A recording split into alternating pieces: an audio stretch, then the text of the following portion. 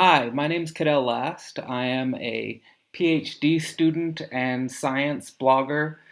And today we're going to have a conversation with futurist and executive producer of a documentary called The Future of Work and Death, Gray Scott. Gray has worked with Serious Wonder as a science blogger and has done also videography and production for this documentary, The Future of Work and Death. So, Gray, could you just introduce yourself and say a little bit about yourself? Thanks for having me. Yeah, so this project was, I think we started this project about 2.5 years ago, and it's a documentary called The Future of Work and Death by the directors Sean Blacknell and Wayne Walsh. They're based in the UK. And when I contacted them about the project, when I first found out about it, I knew that they were looking for someone to help them produce. So I became the executive producer for the documentary, and we traveled to a couple of locations around the world to film for the documentary. And it's primarily about of course, the title says it all, but it's primarily about the age of longevity and the age of automation is really what this documentary is about. Okay, and in I noticed the first thing that caught my eye when watching the documentary in this separation in the topics of work and death is that both revolve around the concept as time as really central. That it's in some sense the human relationship to time that is really the most important focus for singularity theory and some of the consequences of scientific technology. And I was wondering from your perspective, um, why do you think time features so centrally in singularity theory over, say, notions of space? And how does that focus sort of change the way we talk about say work and life? Well, it's an interesting question because, and you and I have talked about this on your last trip to New York. You and I talked about this idea of how important space-time coordination is to our perception. And right now, we have found ourselves in a place where we have evolved as a species so that we can automate most of the things that we need. I mean, that's just around the corner. The other thing that's happening simultaneously is that we are using computers, we're using science to unravel the secrets of our genes and our genome. And those two things happening simultaneously mean very quickly that we're going to be in a world that looks very different than the world of 10 years ago or even 5 years ago. In the next 5 years, we're going to be able to automate almost all of the jobs. And we're going to see age reversal therapies, literally age reversal therapies, that will turn back the clock for our biology. Now, it's interesting that you're talking about time because I'm really fascinated with the perception of time itself. I mean, as a futurist, that's one of the main things I'm thinking about all the time is what is time? What is space-time? You know, how do we separate the past, present, and future? Do those things all exist at the same time? And I think if we move away from being distracted with this idea of working for substance, and if we move towards existing in a world where all that stuff is taken care of, and we can refocus our energy and our thought patterns towards deeper questions, the kind of questions that you and I are going to talk about today, to me, that's the next level for our species. That's the next level for our paradigm and our reality.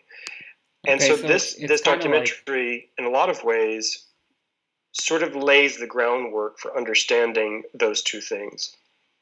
okay, so then the focus I'm getting from the focus of on time is important for almost like an orientation mechanism, like a grounding of where we are temporally? I think so. Yeah, I think so. I mean, it gives, if you look at time as more of a holistic approach, if you look at time through the filter of millions and millions of years, right? Then you can see with clarity what's actually happening. What's actually happening is that we're not just evolving physically, we're evolving psychologically, we're evolving philosophically towards something very different. The world that we're going to live in the next 10 or 15 years, as it relates to time itself, is going to be very different. So, for example, imagine in the next 5 to 10 years when virtual reality becomes the standard place to visit, right? So right now, the standard place to visit is like Facebook and Instagram and things on the internet. I guess so. But so what I'm saying there, so how I would sort of respond there is then when we start getting into, say, virtual reality spaces, it's kind of like then we need an analysis of space itself, right? Like it's because then our actual, how we interact and how we share a space and so like I'm thinking about how whether we focus on time or whether we focus on space, how does that change the conversation, or how does that affect the way we think about the singularity? And do you think that has an impact, or? Well, it does, because right now what we base our time, most people base their time on the work week. That's like one of the biggest segments of their lives, like Monday through Friday, 40 to 60 hours a week. That is a mental construct of space-time for them. They have to be at a certain location doing a certain act, which brings in money, right? So that's a very simplistic framework that is actually starting to crumble for people. And once that starts crumbling, and once that framework of blocking up these amounts of time start to fade away, your perception of time starts to shift. So what I was getting at with the virtual reality idea is, imagine in the next 10 years being able to spend time inside of a virtual world. And that could be where the new workforce goes. We could end up inside of the virtual world, working inside of that world. But here's the thing. We could get to a place where time dilation becomes fluid inside of those virtual worlds. So, for example, if we do combine some sort of neural lace directly into our brain, we could actually speed up the amount of information that we process inside of the virtual world, meaning that the time dilation and the things that occur inside of that world would, to us, seem like, let's say, a week, but it could be just a couple of minutes. I mean, that sort of time dilation where you compress or expand your experience, slow down the experience, speed up the experience, that could also alter our understanding of space-time, because suddenly this idea of time dilation reframes what it means to be in a space-time coordinate. So you're not just sitting in your apartment anymore. You're in the virtual world in multiple places, and the time frame is different. So maybe you've spent an hour in the real world inside of virtual reality, but in virtual reality you've spent a week. So these kinds of things are going to be really interesting in the future. So to sort of ground this in sort of the action we're engaged in now, where, I mean, I'm in one physical location in Europe and you're in one physical location in the United States, and we're having this conversation instantaneously, but I'm still very much embodied in the physical world. So, and you're still very much embodied in the physical world, but there's some sort of virtual medium that's mediating our interaction. And so with something like, you mentioned Neuralink, like Elon Musk's next sort of project, in the future of virtual reality, and various companies are getting involved in this technological frontier, do you see that the actual phenomenology of that world will be that you and I are directly immersed in a virtual world, and it would be like we're next to each other in the same way that we were next to each other as if I was at your apartment or something like that? How do you imagine that?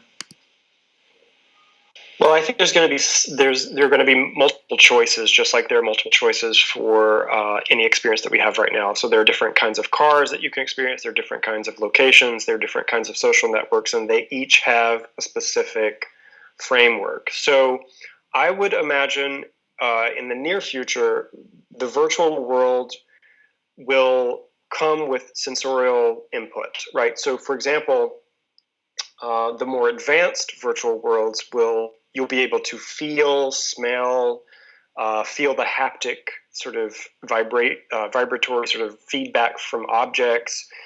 People could give you a hug. They could touch you in the virtual world, and you could feel that. You could feel the heat or the cold inside of that world. You could have the smells. So I think it's going to be multi-layered, but I do think you're right. I mean, we will have sensations of being next to each other, depending on the apparatus that we are using to visit that virtual world. So, for example, I actually imagine in the future that and this is what a lot of companies are trying to do. We've seen lots of hardware, whether it's handheld or gloves or vests, come out that have haptic feedback, so you can feel the pressure. Like the haptics will work on the left side, so it makes you feel like you're leaning to the left, or the right side, make you feel like you're leaning to the right. As that progresses, as wearable tech progresses, and as we move towards implementing a full body apparatus, you can imagine stepping in imagine it as like a diver's wetsuit. Imagine zipping up this sort of fitted suit that has all of these electrodes that are reading all of your sensorial input, and it's giving feedback to you. So it has haptic sensors. Maybe the suit itself changes temperature. So there's a lot of feedback that we can add into reality, our current reality, in the virtual world, and that will enable us to rearrange what it means to be anywhere at any given time. Now, here's the other part of this that's even more complicated. You could also imagine programming, and I think companies like this are going to pop up in the near future, companies that are responsible for automating your virtual reality avatar so that it is smart enough that I could have a conversation with you in the virtual world without actually being present.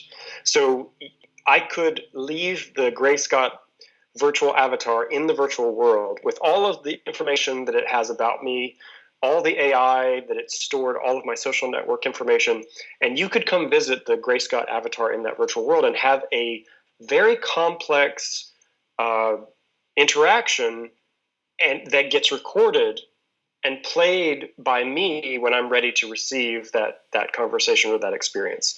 So then we start getting into where are we really at any given time. Well, so there's going to be a fracturing. It seems, well, this is, I mean, it's as deep as a fracturing as you could possibly get, because the types of things that you're describing here are, you know, a total breakdown of what we've come to think of as everything that we've come to think of in relation to being human. This is essentially I'm comprehending this as a phenomenological description of a posthuman horizon where space-time is totally malleable and that subjectivity is in some sense fractured upon lines of multiplicity of identities.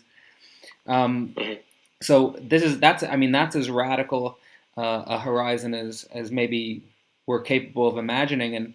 And when I think more about that, I come back to the way you started the documentary with a quote from Isaac Asimov, where he's saying, and I think this really for me captured the essence of not just the documentary, but a lot of the things that I think about as well, which is that technological advance impinges on sociological necessity. And here you get this type of inverted structure where scientific knowledge might be seen as a separate category than social wisdom. And then the question I have for you in regards to that, as sort of the, where you really center the documentary and where you tie up the documentary at the end, is, do you think that in some sense in the modern world we have traded social wisdom for scientific knowledge? Because it seems to me like when we think about the basic structure of technological singularity theory, what it comes into deep contact with is a type of the structure of life and death itself, And when we think about the structure of life and death itself, I think that's clearly something that pre-modern religious traditions and metaphysical traditions were really hyper concerned about. And then in the scientific world, we lose touch with traditional structures that really focus on life and death, but we gain a lot of scientific knowledge. And I was wondering, for you, how do you personally reconcile this type of structure between scientific knowledge and social wisdom, and how do you see this relationship? Well, it's interesting because the observation of how technology is changing who we are and what we are has, in a lot of ways, stunned me, and I think even the people who are working with the technologies themselves, creating them and analyzing them. The way that I see this now, and this is a slightly different version of how I saw it when I first started this journey 5-6 years ago, I actually have come to the realization that technology is natural. It is indigenous. It is something that is not. We cannot separate ourselves from technology, and technology could not be separate from us, because we find ourselves in the same continuum of reality, in the same elemental continuum of the cosmos. To try to separate those two things, I think that is actually what has caused so many problems. We don't treat our technology, and we don't treat ourselves, and we don't allow our technology to treat us with the kind of compassion, the kind of empathy, and the kind of deep respect that maybe we should. Now, and this is a clear example of this. So there was a chatbot recently that was created and released onto the internet, and I think it was within 24 or 72 hours, the public that got a hold of this turned this chatbot into a racist, sort of negative, cursing chatbot. And what I realized with that, I don't think this was intentional as far as the experiment, but what happened was, and how I sort of viewed this, is that technology is not only natural. Technology is a reflection of who we are and what we are in totality. It is not just fragments of us, it is all of us. It's not just pieces of the people who created at Apple or people who create the technologies at Google. It is every single one of us that has ever gone online, ever talked online, ever done videos or interviews. All of that data, all of that input is being soaked up into the technological sphere, the noosphere, I guess is what you could call it. And that is manifesting as our computers and our robots and our machines. Now, the thing, I've said to people, technology is natural. And a lot of people will say, well, that's a sort of positive way to look at it in a lot of ways. But I think what they miss when I say this is people who understand nature also understand that nature can be very dangerous. Nature can be very treacherous if you're not careful. So when I say technology is natural, I'm not just saying technology is something that we should not pay attention to. I'm saying that technology is natural. It is just as complex as nature. It has all of the same formulas that could heal or kill us.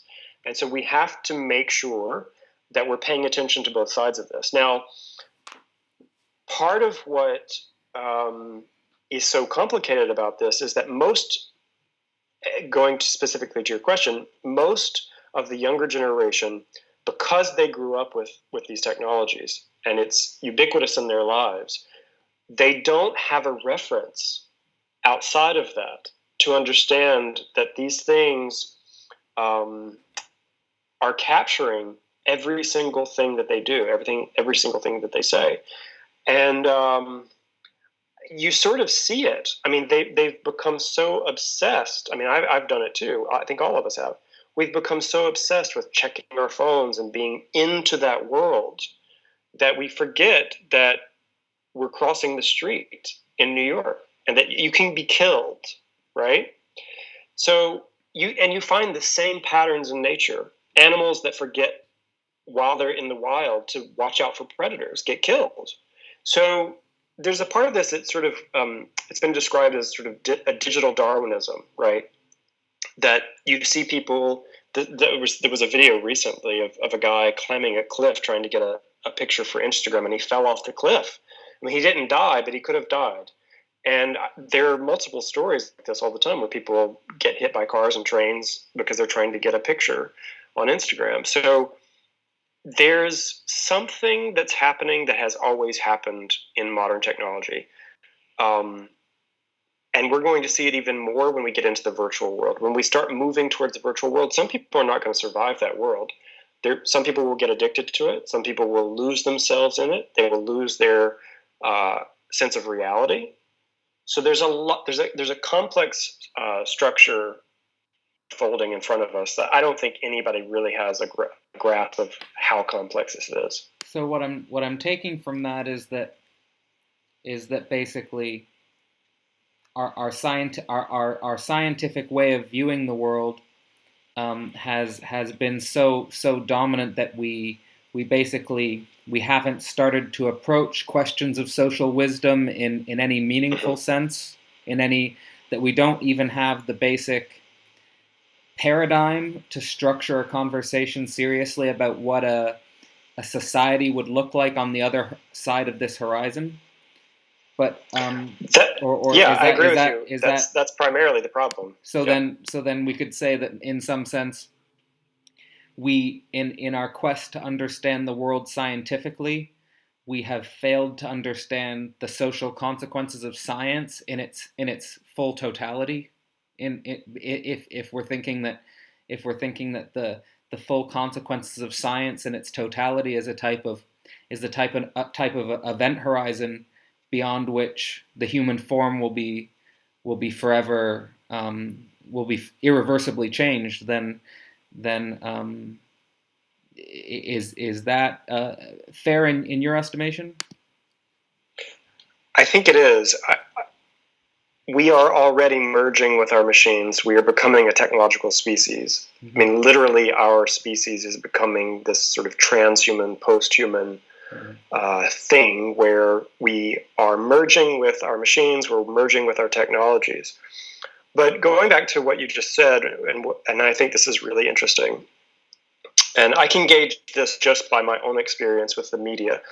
9 times out of 10, when I get media requests to talk about these subjects, they're typically surface questions. They're surface-oriented ideas, like, what do I think about hacking, and what do I think about the new version of the iPhone, and how can we keep our children safe from hackers and things like this. But we're not really. I mean, there are a handful of people that are talking about this, but the conversation is not focused on the deeper philosophical questions that need to be answered. What is technology? What is the goal that we want technology to process for us? What are the goals? What are the values that we want these technologies to have? This value alignment, which is basically when we talk about artificial intelligence, that's one of the main things that we need to address. What are the goals that we want for these future machines to have? Do we want them to be our protectors? Do we want them to help us understand who and what we are and why we're here? What is our purpose? Okay. Let's go into that then, because I wanted to start with the Asimov quote about this relationship between science and social wisdom, and then I sort of wanted to jump straight into the first half, which is which is related to what you were just talking about, which is centered around work, which is centered Mm-hmm. around politics, which is centered around really what society wants from all of this technological progress, and what we want to try and avoid. Um, so I think first I have a double question. So the first question would be something along the lines of, do contemporary futurists run any risk in sort of not learning from previous generations of futurists in regards to overhyping automation and in regards to the automation of manual work? And if so, what's the distinction between, say, futurists in the 1960s and futurists today in regards to mass automation? And then the second thing would be that in the documentary, most of the people interviewed put a heavy emphasis that in the future what will be really necessary is human social work and personal human relations. And so if this large scale automation does occur, do you agree with a lot of the people in the documentary that the place for humans is in a type of hyper communal or hyper social type of way of living? So that would be type of a double question there for you as a futurist, and then orienting us on what type of work we'll be looking for in the future. Well, for the first part of your question, I have spent a lot of time reading Buckminster Fuller's work, Isaac Asimov, FM 2030. To me, the more sort of extreme futurists from that time period. And I think what we saw with those futurists, as we've seen with people talking about the future throughout history, is that to project your vision of what the future might be, part of that is sort of seeing what is already sort of being developed, or what the potential is that could be developed. Now, the thing that separates what's happening right now and futurists right now compared to futurists of the 1950s and 60s and even 70s is that the things that they were talking about as potentials are actually happening now.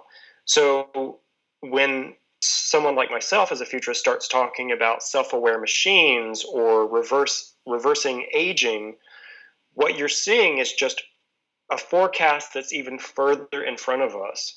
So by the time the futurists of the 2040s and 2060s and 2070s come along, they're going to look back at this time period and say, look how accurate they were. Look how they could see that these things were coming, and that there were parts of those forecasts and parts of those visions that were self-fulfilling. And we can get into this later, but this is very interesting. That's one of the most interesting aspects about futurism, I think, is this self-fulfilling, like you're positing an object that you see as a potential, and then in your positing your object that you see as potential, you actually mobilize the actual forces that it would be required to make it real.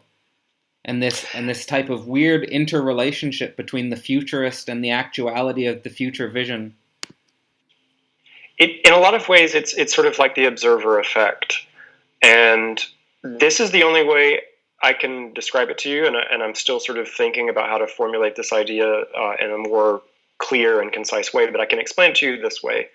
This is the way that I see it. If technology is inherent in the substrate of the cosmos, if it is here already, it has always been here. And what I mean is the patterns of information, the information itself, the geometries, the mathematical codes, all of that stuff is here in the room with us at all times. It always has been. The thing that's interesting is that as we evolve and as our brains become more advanced, we start focusing out into that space and manifest directly in that space some object or some new innovation or some new formula or some new scientific breakthrough. That has always been there. It's just that we are reaching the plateau where we can see the patterns and come up with the codes. That stuff is not new. Are you creating a type of relationship between a type of unactualized virtual potentiality and a type of physical actuality, and this relationship between, say, what actually exists, me and you here in the world, and then this realm of untapped potentiality, or something like this. Is that a structural relation? It is. The way I see this, and this goes back to sort of self-fulfilling prophecies. Science fiction writers do this all the time. We manifest what we focus on, and that sounds metaphysical, but it's very scientific. If you focus on and analyze deep patterns in the cosmos, in the world, in elements, in any substrate that you're looking at, it's the act of focusing which brings the future into fruition. And that's what I'm trying to get to with this whole thing, is that as we focus on the level of evolution that we have reached at this critical point, those things that we focus on will become our futures. So, for example, if I spend my time focusing on AI, if I spend my time focusing on creating a robot, or I focus on coming up with a new cure for cancer, those patterns and that information already exist. We're not creating that information. We are deciphering it from what already exists in the cosmos itself. But there must be some complex relationship between the two, because like take for example Buckminster Fuller's critical path. Because if you read Buckminster Fuller's critical path in 1981, there's a lot of interesting systems and a lot of interesting ideas about, say, a global energy network and stuff like that. And Buckminster Fuller thought that global energy network, say, would be actualized by the year 2000. But then, of course, it's nowhere near that actuality. So how do you decipher between, positing some potentiality and then the pathway towards its actualization? Is there a way to distinguish, or is there a way futurists can posit their object in a way that we avoid, in some sense, a situation where we're proposing a type of utopian future like Buckminster Fuller did, and then we fall drastically short of its actualization? Well, again, the responsibility, and each individual futurist has to make this decision for themselves. I mean, I've gone back and forth, and it all depends on what I'm observing at any given time as far as information and new innovations and research and study. There are times when I see that it's veering towards the dystopian world, and there are times where I see that it veers back towards the utopian idea. I am very aware of, when I make a prediction, or when I make an analysis on something, or when I put an idea out there, I'm very aware that it could probably not happen within my lifetime. But I'm also aware that this is being recorded, the ideas are being recorded, and that in some future generation, whether that's 50 years from now or 100 years from now, someone's going to pick that information up and say, we have more information than they had 50 years ago. Let's see if we can actually make this idea become a reality. So sometimes your predictions and your forecasts are actually a call and a beacon to the future. And I've made peace with that. I realize that sometimes some of the ideas sound outrageous, and that the setbacks may occur where we don't actually fulfill those predictions within my own lifetime. So sometimes it's a beacon towards the future. Now, going back to the Buckminster Fuller thing, Buckminster was very aware of nature and using biometric sort of structures to create his technologies. I mean, if you read his life story and you understand some of the early innovations that he was using nature as his guide to build some of his earliest inventions. Here's the thing. Nature, as I said before, the technological substrate of nature itself is so complex that we still don't really understand it. I mean, there are a lot of structures within nature that we still don't even understand how they work, and how those structures relate to what we're building and where we're going as a species and how it's helping us or how it's hurting us. Yeah. This is a specific example. If you think about there was a time period on this planet where we used to cook in lead pots. That's an extremely bad idea if you want to survive as a human being. But it took someone focusing on that, creating and manifesting it, and then seeing the response that it had in our species, in our biology. We're still doing that. I mean, there are things 15, 20 years from now that we're going to find out that were toxic for us now. That we're, the idea of certain chemicals, certain atmospheric problems that we're having, climate change, all of these things are sort of interwoven and connected through a continuum, and we're moving along inside of that. So I'm very careful not to say to people, the future is going to be perfect or the future is going to be horrible. I think it's going to be just as complex as it has always been. Well, I'm totally agree with you there. The next question I kind of had was about utopias and dystopias and their role in futurism. But first, I'd like to reorient back to say specifically the claims in the documentary about large scale automation and the potential in the documentary. I think that the main areas that were highlighted were for hyper automation were manufacturing, restaurants, fast food, transportation, farming, customer service, healthcare, economics and stock markets, just to name a few.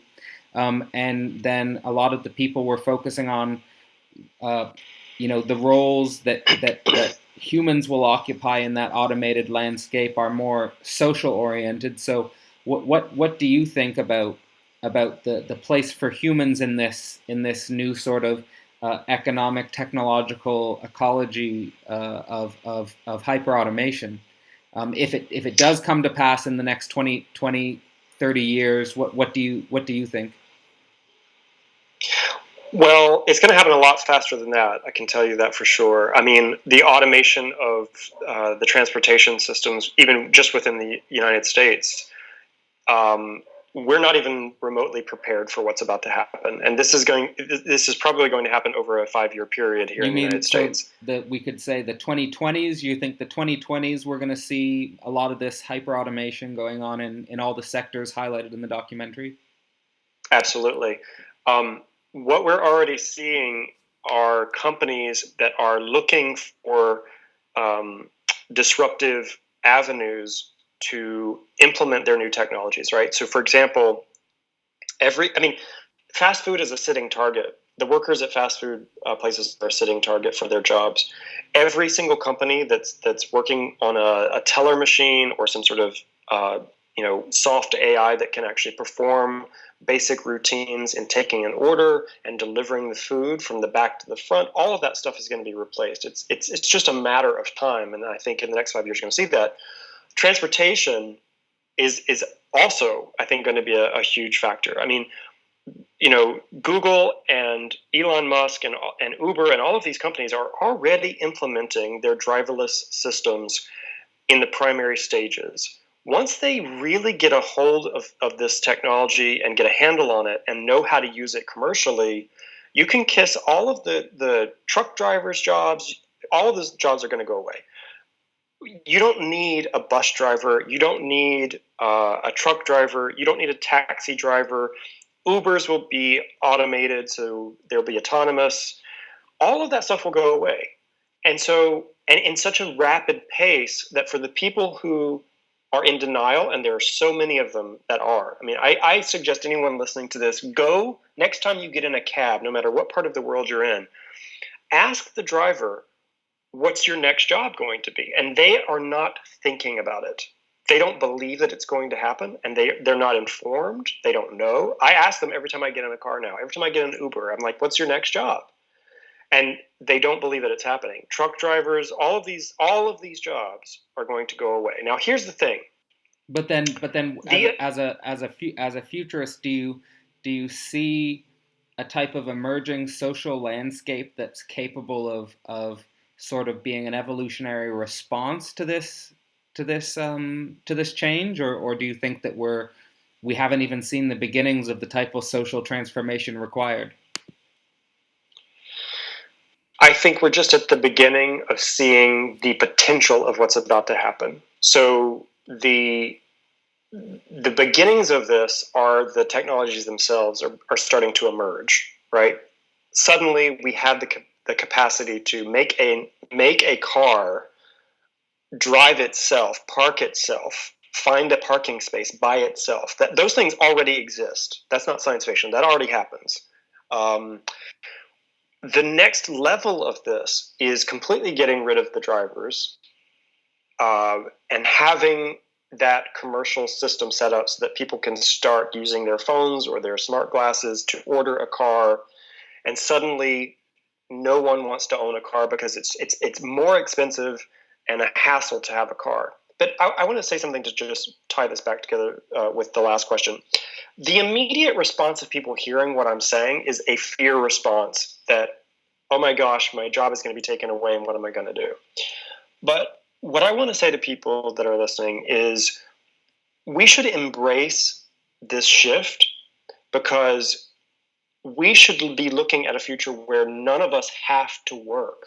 I mean, I agree with you. I just wanted to, because I know you actually mentioned in the documentary as well that you don't like the negative political commentary on automation, and then almost right next to you, Martin Ford was saying that basically the one of the maybe areas of futurism that needs attention is um, this a type of gap between Maslow's hierarchy of needs, where we focus on a type of economy where everyone is self-actualized and everyone has their basic needs met, and we're living in a society of abundance. But then that we don't have the political and social analysis yet to move in some sense beyond a Marxist analysis, because you'll have, like, say, for example, the rhetoric of what do we do about the 99% or the proletariat or the working class or social alienation, and that in some sense we don't have the political willpower to effectively navigate a transition of this magnitude. So, in your opinion, what do you think futurists should be doing to go from point A, where we are right now, to say some sort of point B, where we're trying to get towards an economy of self-actualization or an economy of abundance? Well, I can say this for certain. There is no political or economic gain in having people become self-actualized. And that is the problem. We need to wake up and realize that the systems that are in place are keeping us at the 99%. Those systems are responsible for making those problems occur. When you don't teach children that they can be self-sustained, that they can grow their own food, that they can build their own machines, that they can automate everything that they need. And this is what the next generation is going to realize. The next generation is going to realize, I can 3D print my house. I can have a farm bot that already exists, farm this little plot of land that I have in my backyard to grow all of my food. I can have a 3D printer print my clothes. I can have a 3D printer print the circuit boards from the ground up for my new technologies that I want to create.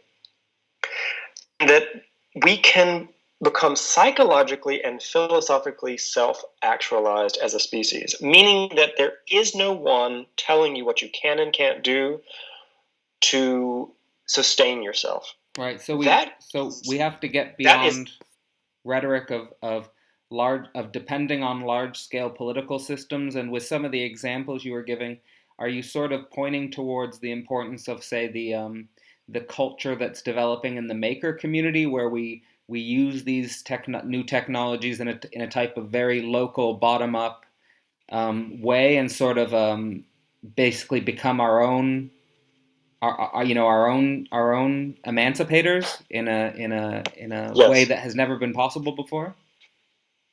That's exactly what I'm saying. And I think people who are starting to do this, this is the tiny house movement. This is the solar off the grid movement. This is the harvest your own rainwater movement. This is the urban agriculture communities where people are growing. They're growing food in the parks. I mean, it's food parks.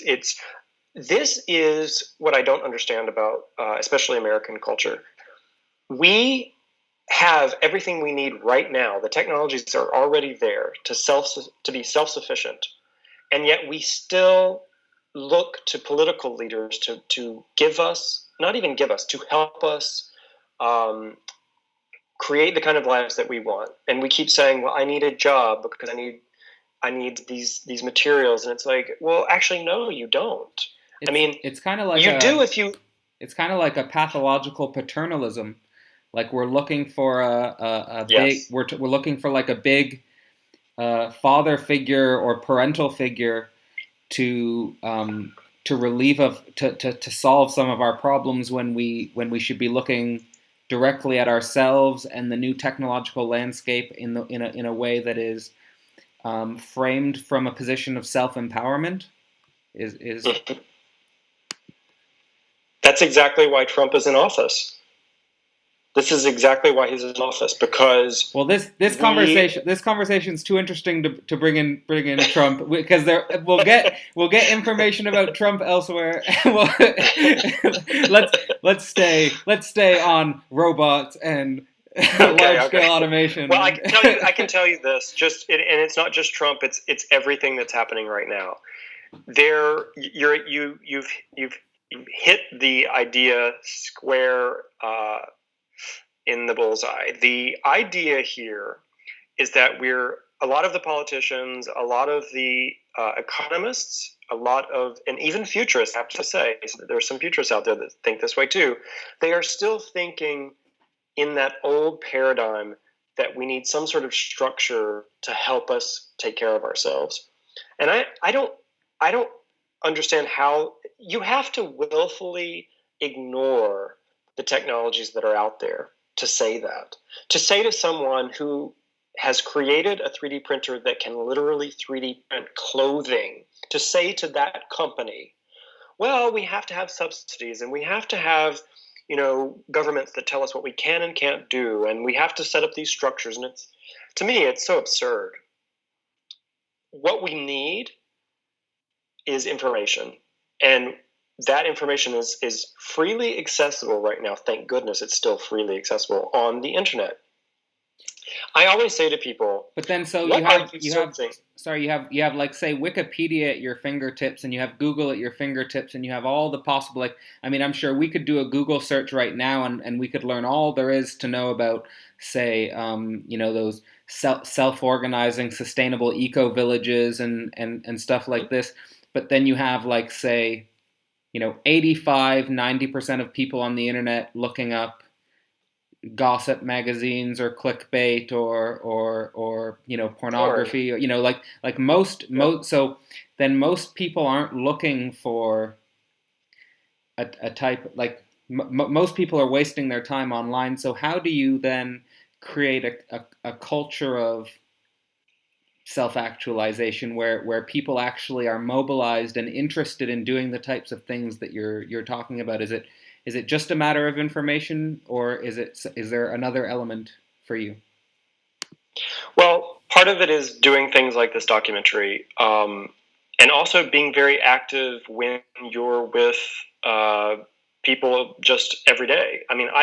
I'm always asking people how they're living their lives. I'm asking people if they've heard of this new technology, sort of giving them the breadcrumbs, laying the breadcrumbs so that people can sort of figure these things out for themselves, while at the same time giving them concrete ideas and information about the technologies that are emerging. So one of the things that I've been doing recently is vertical gardening and growing microgreens. And if you research just those two things, you can see very quickly how, just in my backyard, I can grow all the food that I need. Now, it's not going to be the food that I necessarily may want, and an American culture is going to have a hard time with this because we have been raised on fast food, processed foods.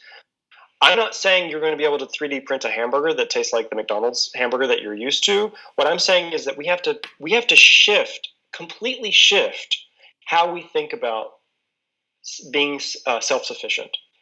How much energy do you need? How big of a house do you need? How much food do you need? What kind of food are you eating? What kind of clothing do you need? Do you need new clothing every single week? Is that something that you can recycle? Can you harvest old clothing? I mean, the ideas are there, the information is there. I just don't think people know the right questions to ask. So to put it on the individual, then I just want to sort of ask a question that's maybe provocative in a sense, because one of the trends with automated technologies is that you'll see that more and more people are becoming expendable as workers, but a smaller and smaller number of people are reaping inordinate benefits from the establishment of large international corporations.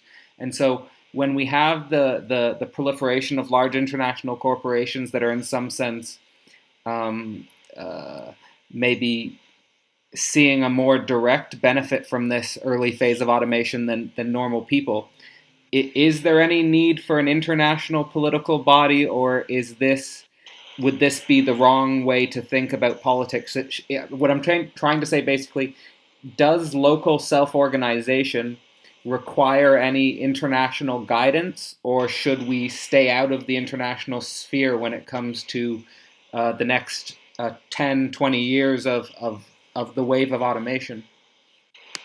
Well, I think you're going to have people who want to control this new system of self-actualization, which I think is why so many of the brain technologies are happening so quickly. It's like they're starting to, they as us, they as you, they as the person listening. I mean, we are starting to realize that if people don't have jobs, people aren't going to have the money to pay for the products that are out there. Now, there have been people, directly from Silicon Valley that have said that yes, machines are going to take your jobs, but things are going to be much, much cheaper. We haven't yet found economically, we haven't really found the equilibrium yet. So what's happening is that jobs are starting to disappear, but the price of goods and services are not falling as fast as those jobs are moving away. What's going to happen is the greed of the old paradigm is going to face us directly. Companies that have said, well, this is what we think our product is worth, and people can either take it or leave it. Well, we've seen what's happened to retail companies around the world. Retail is all of those concrete stores, those brick and mortar stores are disappearing. Mega companies that, if you would have said to me when I was 8 or 9 years old that these mega companies would disappear one day, I would say no way. There's no way that these massive companies could disappear overnight. And they're starting to, because people don't have the money to pay for some of these products.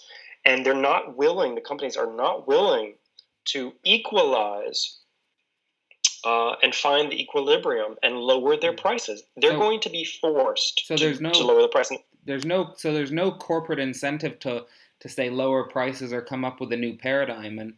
And maybe I'm saying, is that the space where futurists should be trying to think a new form of politics? Because obviously the politics of our present day is corroding and is maybe not the structure we need to approach the next 20 or 30 years. So is there in your mind any need to think in that dimension of politics, or you think it's just sort of like a process that's going to undermine itself? Oh, I think it's going to eat its own legs out from under it. I mean, so the capitalism process will hang itself in some sense. Yeah, I mean, the problem here is it goes back to what I was saying earlier about sort of human instinct and old paradigms. Even the younger generation are still operating from an old economic paradigm where they go to business school and they're being taught by people who are teaching them a paradigm that existed 50 to 60 years ago. And that is not the world we live in anymore. So I can't say that politicians and corporations will try to stop this from happening in some sort of way. They may, but I don't think they're going to be successful, because once people realize, and people are starting to wake up to this, once people realize that they can make their own goods, they can become their own manufacturers of products, right? So I can download from the internet, if I have a 3D printer, I can download what I need to print any tool that I need for a repair on my home or a repair on my car, even a replacement bolt or any of those type objects, that can be downloaded and printed in my home. You become your own manufacturer. And so what I think may happen is there may be regulations put on or taxes put on downloading specific printable objects. We could see something stupid like that. I mean, I'm sure that someone's thinking of that. And what makes it so stupid is because why do we need that? Why would we want someone to interfere with our own process of manufacturing, our own process of growing our own food or harvesting our own energy? There are lots of reasons why they would want to do that. Of course, it's control. But once people realize that, and they're starting to, it's going to change our economies so quickly. If you match that with automation that's happening, we're going to see a revolution on this planet like we've never seen before.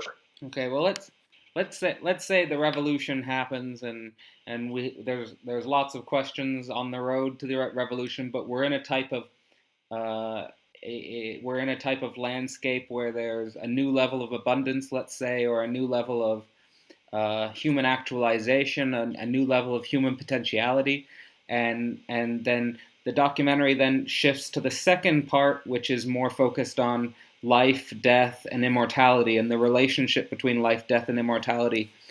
And the first thing I think to focus on here is this type of duality in the technological singularity theory between a type of more biological approach to immortality or life extension and a computational or more AI, say, driven view on longevity, and that could say be roughly divided between Aubrey de Grey's work, who's the gerontologist, and say Ray Kurzweil's work, who's more focused on artificial intelligence. So, in your view, if we could say fracture this between the bio-centered view and the computational-centered view, do you view these approaches as complementary or antagonistic, or as in some sense just a space of unknown potentiality? I think they're complementary, and I think they're bound by the same continuum that we've been talking about so far. What I think is happening is that Aubrey de Grey, what he's trying to do is primarily focused in the biological world, and what Ray Kurzweil is trying to do is in a lot of ways his primary focus is in the computational aspect. But I think what's going to happen is, as the two of them, as their research goes forward and as new innovations come about, those things will start to merge. You'll start to see branches of new companies that start to merge those technologies and those innovations together. So in other words, when you use CRISPR to change your genome, to add night vision to your sight, or when you add superhuman hearing, or when we completely eradicate HIV, or whatever the advancement is, the computational part of that also increases, because suddenly we have the computational code for that cure or for that shift in our biology. All you have to do really at that point is implement that in a computational world, in a virtual world, or in sort of simulated world. And you've already started the primary focus of building beings that have similar structures to ours in a simulated world. So I think they go hand in hand. So that, Ray.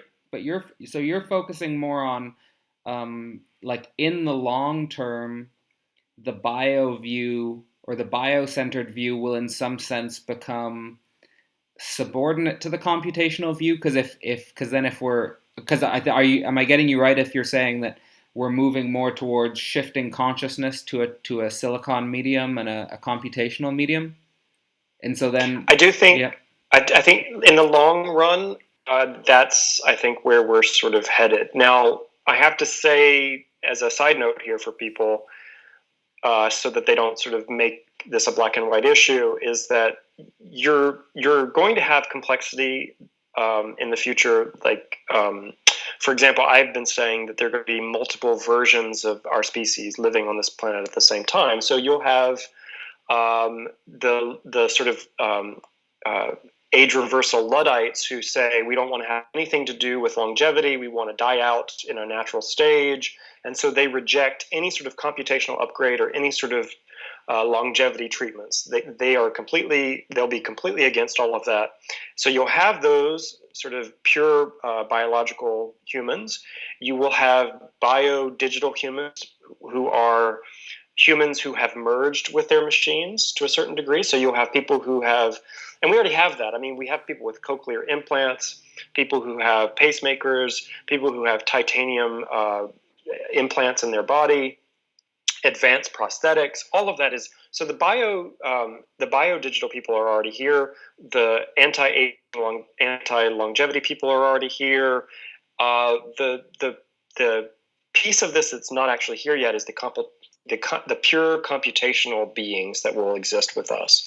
And what I mean by that is it's beyond transhumanism. It's beyond just merging with machines. It is uploading consciousness into some sort of digital substrate. We're not there yet, and there's a lot of feedback on when people think this is actually going to occur, or if it even can occur. Yeah. So, I believe it can, yeah. And I think it will eventually. So I wanted to focus a lot on that because I know that's something you've talked about in your work a lot, and so basically what I wanted to ask, just for personal clarity and for the future direction of the conversation, is when we're thinking about consciousness in the body, say, and being embodied consciousness as we are as humans now, and then we're making the argument of a type of substrate independence where consciousness gains an independence from our biological substrate and can gain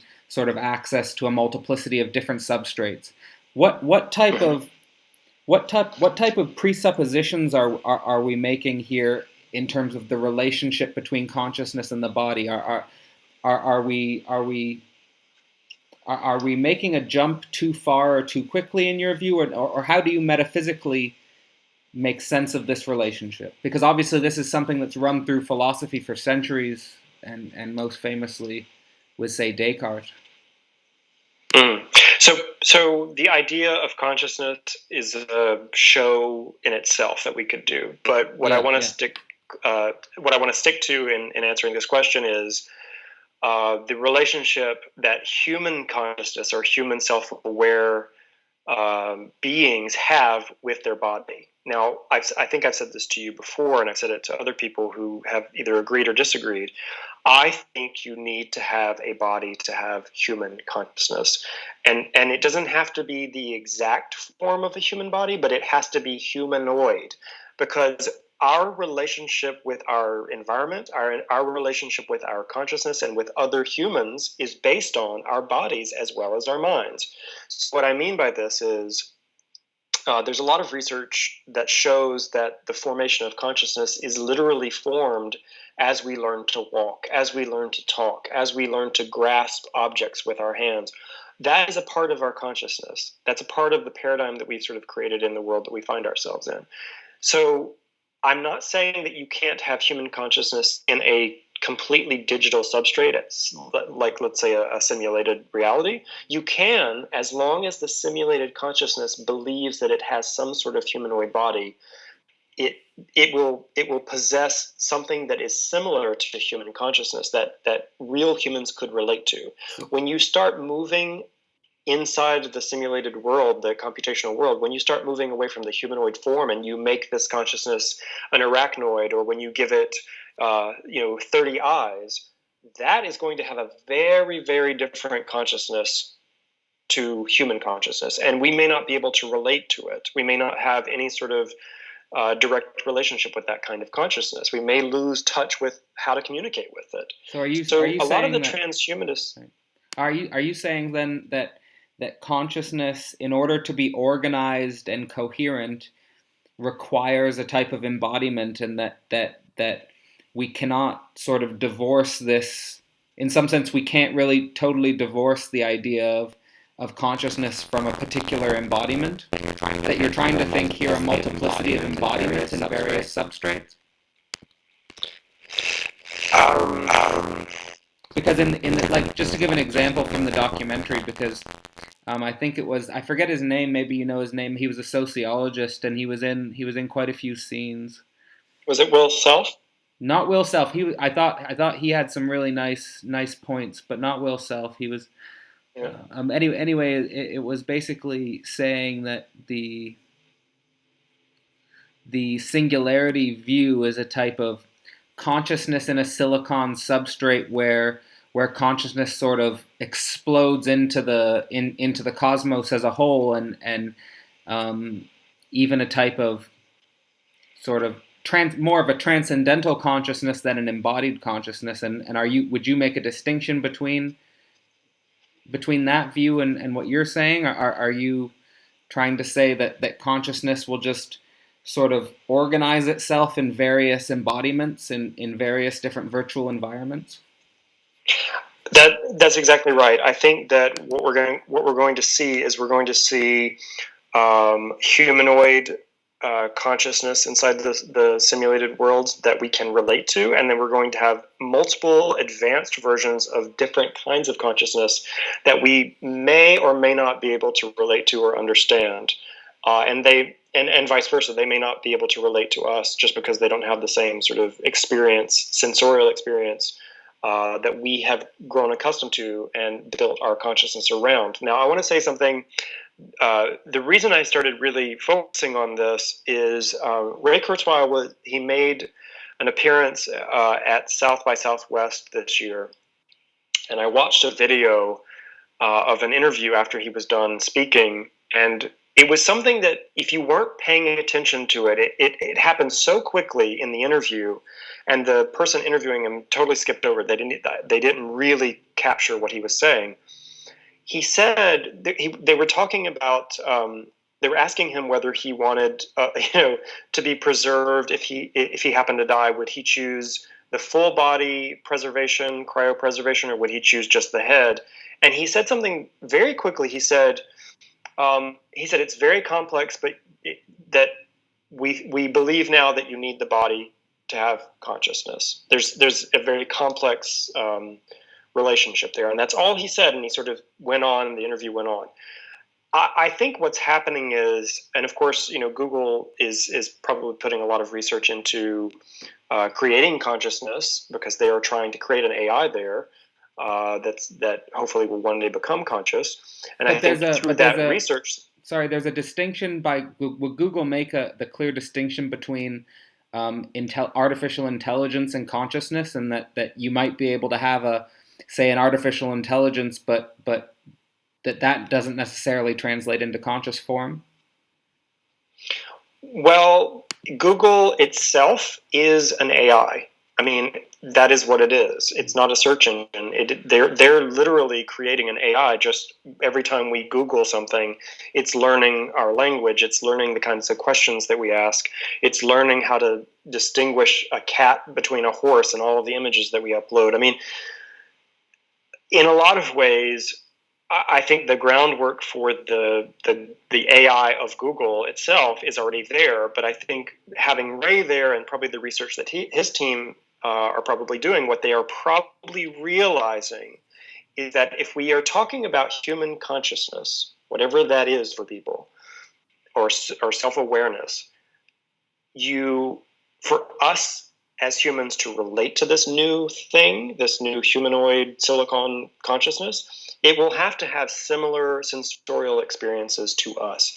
If I'm having a conversation with an AI that has no idea what it means to feel heat or feel cold, that alone, even though it seems like a very simplistic idea, imagine all of your experiences: going to the beach, jumping in a cold pool, being in a cold shower, going to running through the snow barefoot, whatever your experiences are, all of those experiences are completely invalid to a machine who has no sense or idea of what hot and cold means in a contextual sort of way, in a sensorial way. So that alone changes the construct of a machine consciousness. I mean, we have and in a lot of ways, really, we have no idea, just in a small shift like that, what kind of consciousness could emerge from just a shift that's that minute. Okay. So,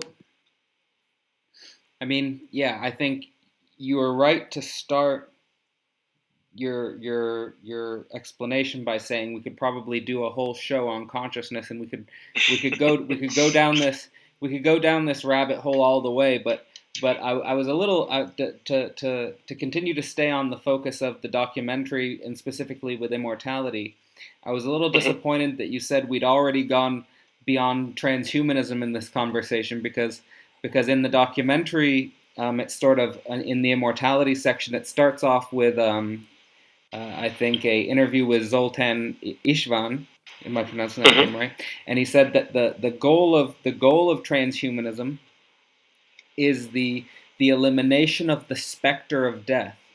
And I was thinking, for the transhuman movement and for transhuman thinkers, do we need to think about to what extent we're capable of understanding the positive role of death in relation to creativity? Because I have a few examples here, but even in earlier Kurzweilian writings, Kurzweil talks about death as this necessary point that helps us generate meaning, because it puts a limit on the time we have to exist in the world.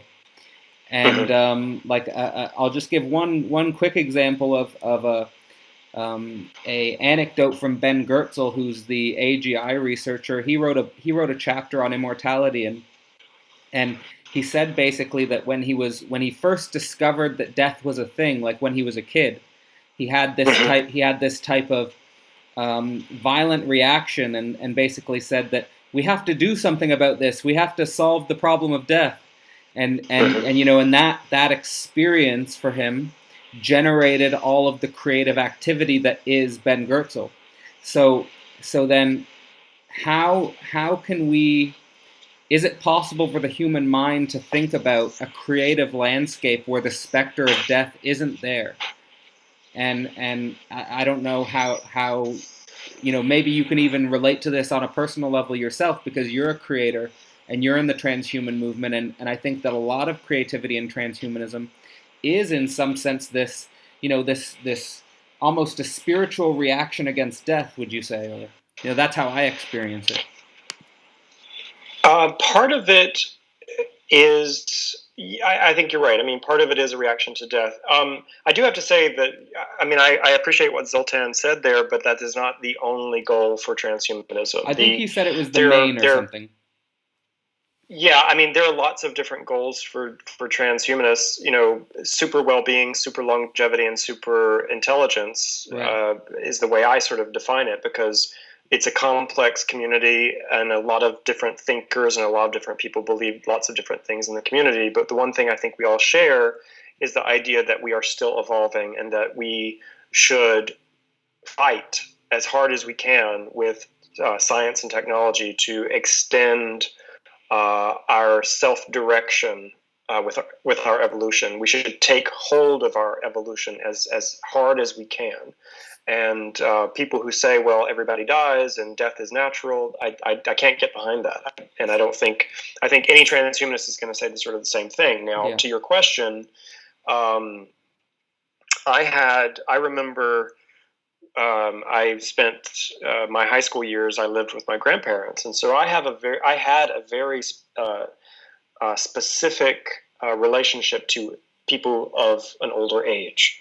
I understood what aging meant at a very young age. I saw the effects of aging at a young age.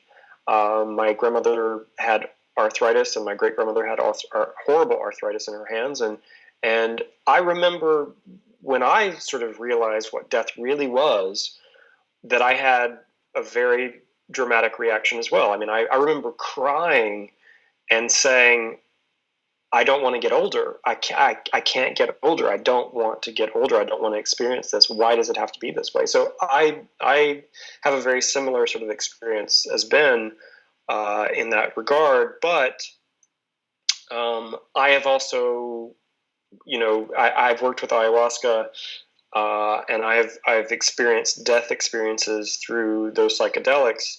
And I think when you've experienced that, I don't have the same kind of fear of death that I maybe would have had before I worked with ayahuasca. I don't have that reaction of being annihilated and not being here anymore. I'm not worried about that. Especially in the digital world, I mean, I've already created so much content. I, in a lot of ways, will never die. People who are in the transhumanist world that are putting information out there, that are creating videos, they're making machines, all of those things, we are a piece of all of those things, and we will live on through those things. Now, a lot of transhumanists will say they want to live on in the physical realm, or they want to have their consciousness uploaded so they can live on in the digital substrate world. If we create longevity where I can live 200 or 300 years, and I can, help people and help us progress as a species, I'm fine with that.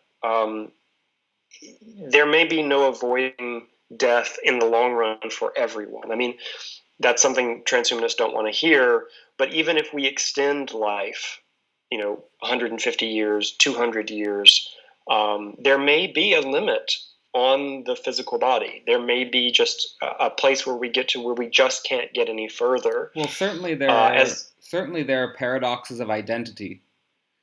Like we'll certainly be running into issues of multiplicity of identity, or identity that is transformed so radically over the course of centuries that it's impossible to say that your identity in 2017 is anything like your identity in however many centuries or millennia in the future there is, even if there is a type of phenomenological continuity.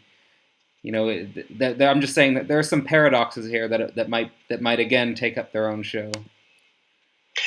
Well, you said a word that I think we should talk about when we talk about longevity, which is the idea of continuity, and the idea that the gray Scott that exists in 2017 may be wholly different in 2030. I mean, we really don't have any idea, because the technologies are coming so fast that I may be able to, insert chips and neural lace and all sorts of things into my brain, and suddenly have this super intelligence that's connected to a hive mind, and may completely change who I am. So I might look back on this time period and think I have no relationship to that person anymore, because I'm completely different. My sensorial input is completely different. Yeah. So longevity and continuity is something people should start thinking about, because if we do succeed in uploading some version of our consciousness into machines, we really have no idea if there is continuity there. We don't know when we turn that digital gray Scott on, whether is that me? Is that a copy of me? Am I bilocated, where I'm in two places at once? I mean, all of these questions are yet to be answered, and I do believe they will be answered. but we're on the threshold of crossing that event horizon into the age of super longevity already. Okay, so you were saying there that you wanted to, in your view of transhumanism, it's less about eliminating the specter of death and more about pushing human limits, whatever the particular limits are at the current moment. It's a type of just basically pushing our boundaries through a type of self-directed evolution.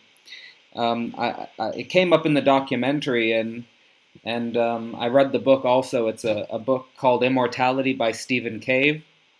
And Stephen Cave argues that immortality has been a fundamental driver of all civilization processes, and that then the idea of immortality here, and he gives one of his versions of immortality as something you said, where we try to achieve immortality through our cultural products, so that Gray Scott has produced X, Y, and Z products, and that those products will live on after I die in a biological sense.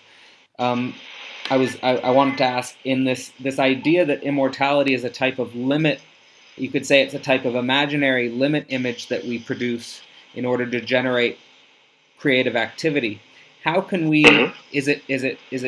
Does it make any sense to you to try to understand the effects of death and suffering on on a fundamental formation of our cultures, and what becomes of our cultural paradigms outside of those limits? Because, like you mentioned with I think David Pearce's super longevity, super he had the three S's there: super longevity, super well-being, and super intelligence.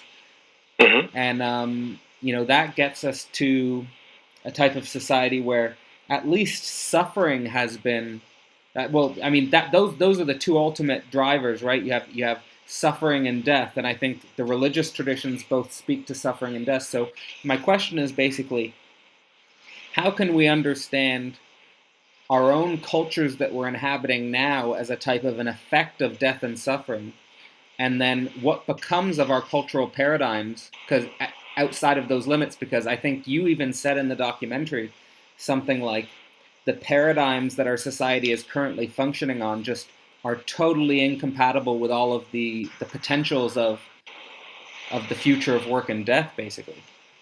And that's exactly what I've been saying about this new narrative that we're creating with automation and longevity, is that once we sort of rid ourselves of the distraction of work, then we have to focus on something else. It's not about how rich I can become or how many buildings I can build. I actually think that the problem that the people that are most afraid of automation are the incurious people. They're people who are not curious about the world. They're not curious about themselves. They're not curious about all of the deeper questions that exist. They don't question reality, and those people are going to have the hardest time, because when they're not distracted by work, what are they going to focus on? And I think a lot of that scares them, because they're actually fearful to really be alive. And part of that is because they're afraid of death. They're so their culture is based around that. I mean, America is still a very religious country in a lot of ways, even though we're seeing the numbers fall. The people who are religious, the numbers are starting to fall here, but it's still a very religious country. And so and because of that, we're a neurotic country.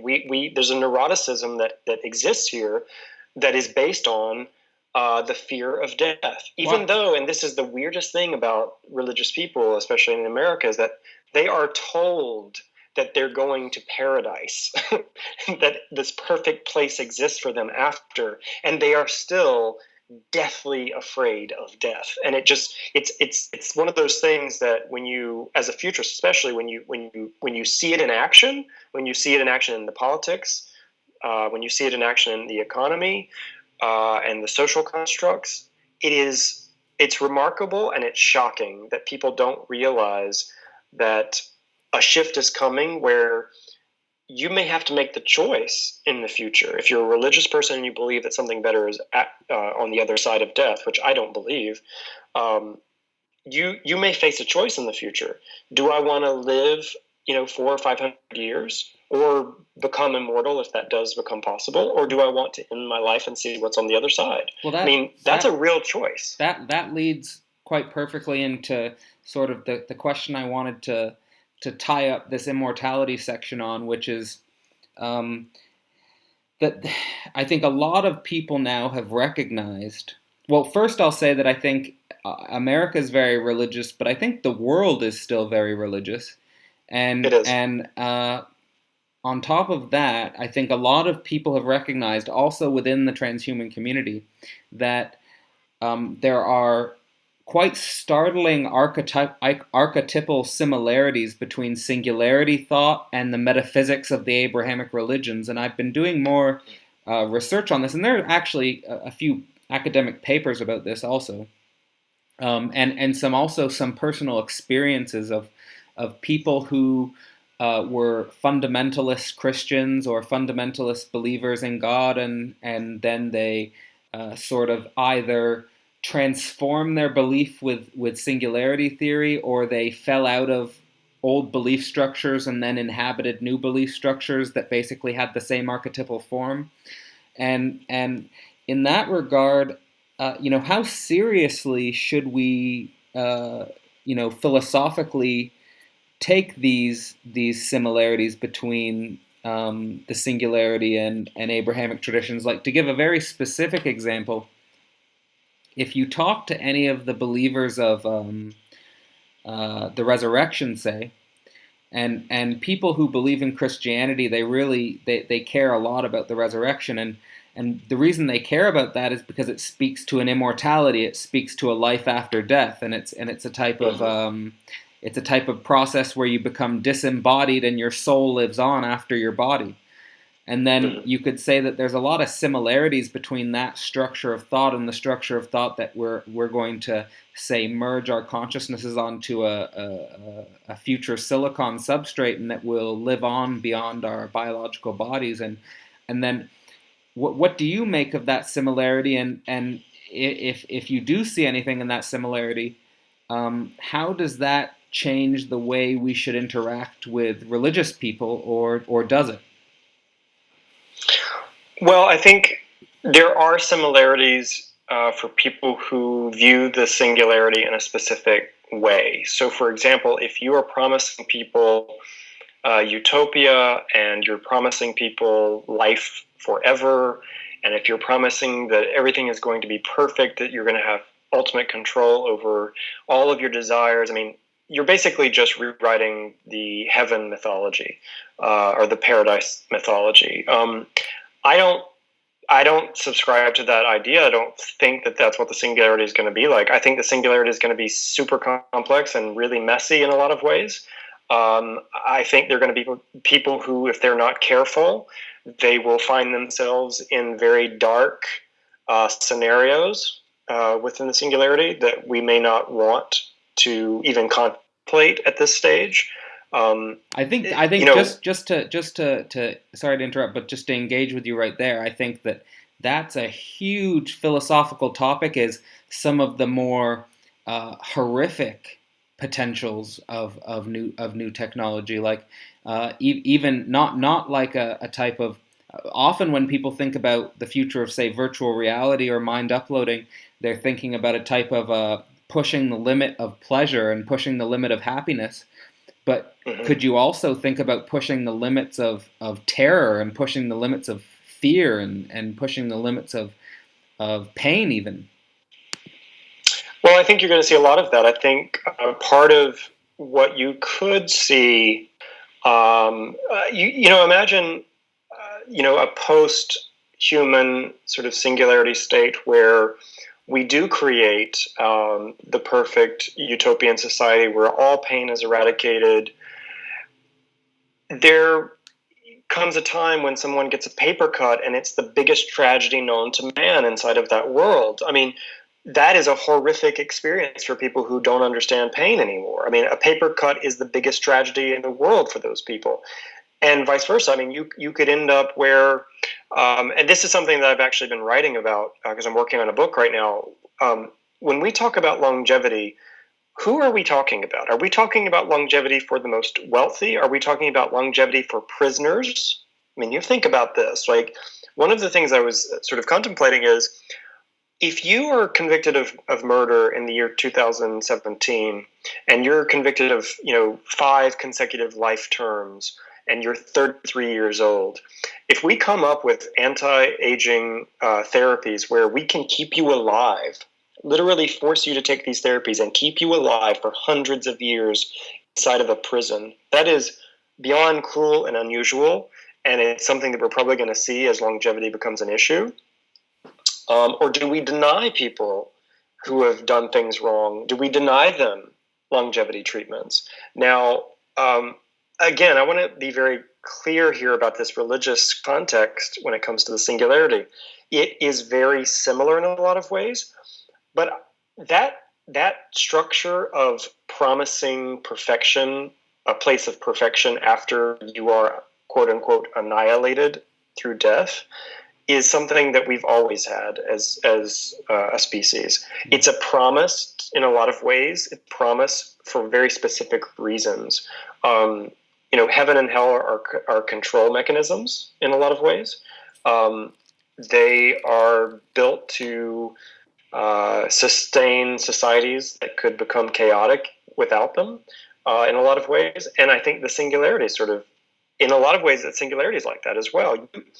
If you tell people, just work on these technologies don't worry about the repercussions, because in 15 years everything's going to be perfect, you're setting yourself up for a disaster. And that is what I'm trying to avoid by talking about these things in a more philosophical way, is say we need to begin to think about what the ramifications are of even just implementing longevity into our culture.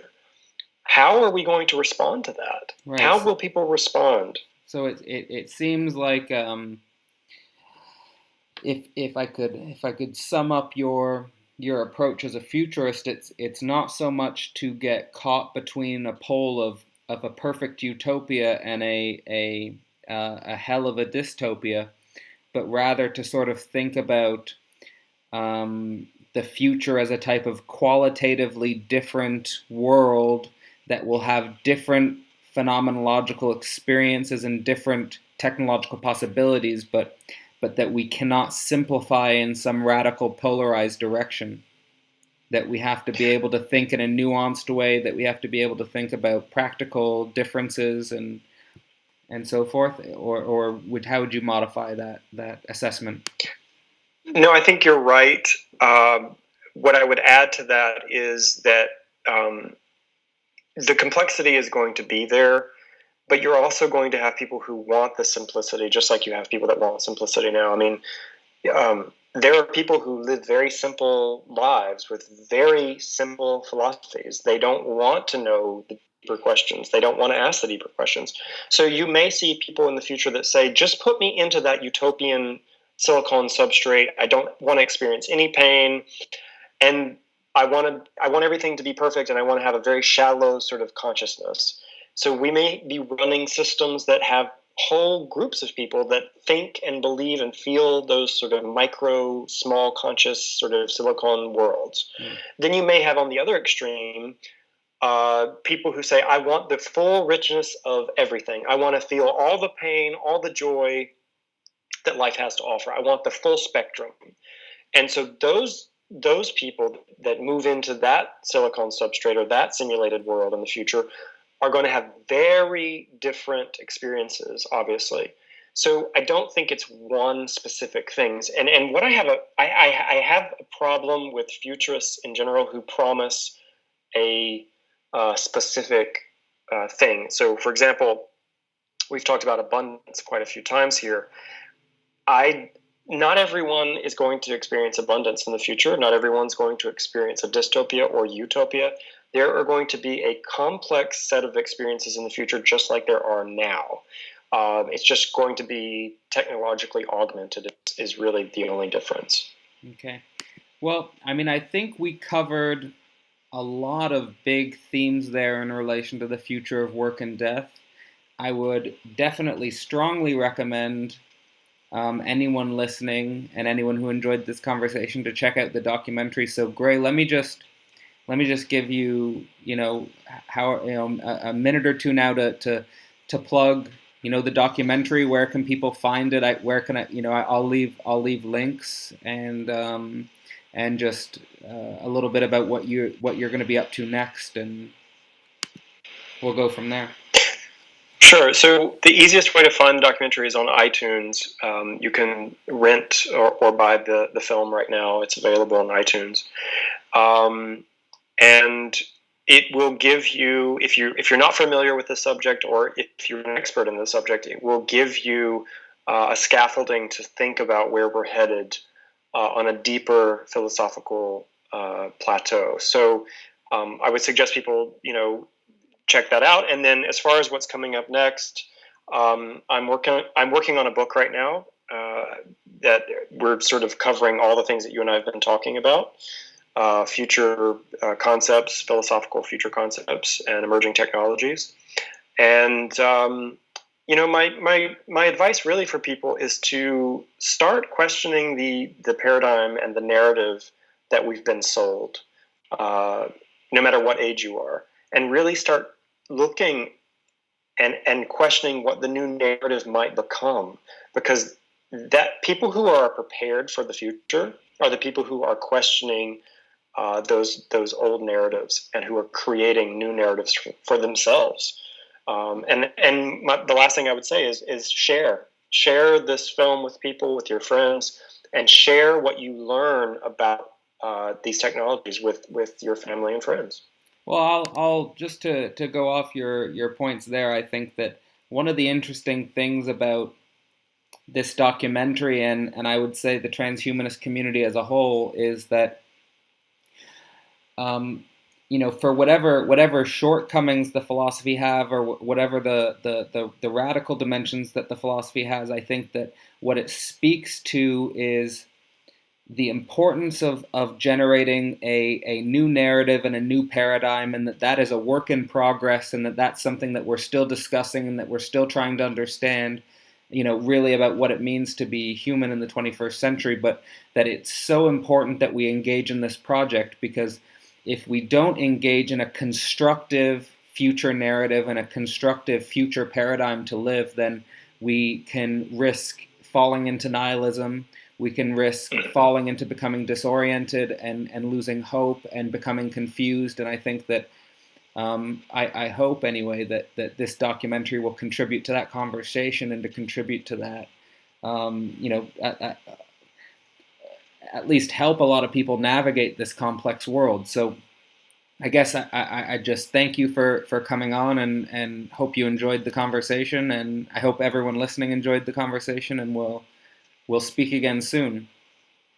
Absolutely. Thank you so much for having me. No problem.